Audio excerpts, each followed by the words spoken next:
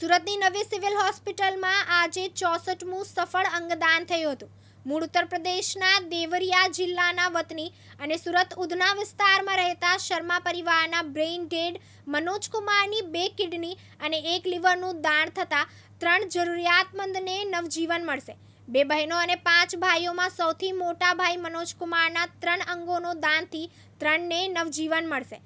પ્રાપ્ત વિગતો અનુસાર સુરત શહેરના ઉધના વિસ્તારની અંબિકાનગરમાં રહેતા અને સ્ટિચિંગના કારખાનામાં સુપરવાઇઝરનું કામ કરતા 45 વર્ષીય મનોજકુમાર રાધેશ્યામ શર્મા ગત તારીખ 6 એપ્રિલના રોજ સવારે 8:30 વાગે ઘરના બાથરૂમમાં અચાનક સ્લીપ થઈ જતા માથાના ભાગે ગંભીર ઈજા પહોંચી હતી. પરિવારજનોએ લીંબુ પાણી આપ્યું હતું. મનોજકુમારને વધુ ગભરામણ થવાથી પરિવારજનોએ 108 એમ્બ્યુલન્સમાં નવી સિવિલ હોસ્પિટલમાં ઇમરજન્સીમાં સારવાર માટે દાખલ કરવામાં આવ્યા, જ્યાં તેમને માથાના ભાગે ઇન્ટ્રાવેન્ટ્રિક્યુલર બ્રેન ઇન્જરી હોવાનું નિદાન થયું હતું, જ્યાં આઈસીયુમાં શિફ્ટ કરી સારવાર શરૂ કરવામાં આવી હતી.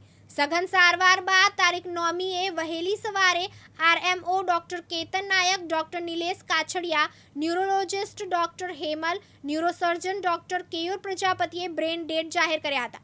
પરિવારના સભ્યોને સોટોની ટીમના ડોક્ટરો અને ગુજરાત નર્સિંગ કાઉન્સિલના સભ્યોએ અંગદાનનું મહત્વ સમજાવ્યું. બ્રેન ડેડ મનોજકુમારના પત્ની આશાદેવી શર્મા અને નાના ભાઈ રોશન શર્માએ દુઃખની ઘડીમાં પણ અંગદાન માટે ભારે હૈયે સંમતિ આપી હતી.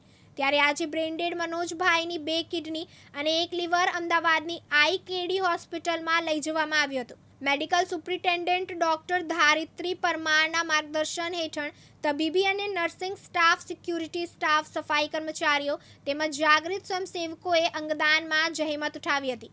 નવી સિવિલ તંત્રના સફળ પ્રયાસોના પરિણામે આજે વધુ એક અંગદાન સાથે 64મું અંગદાન થયું છે. સાબિર સૈયદ, દિવ્યાંગ ન્યૂઝ, સુરત.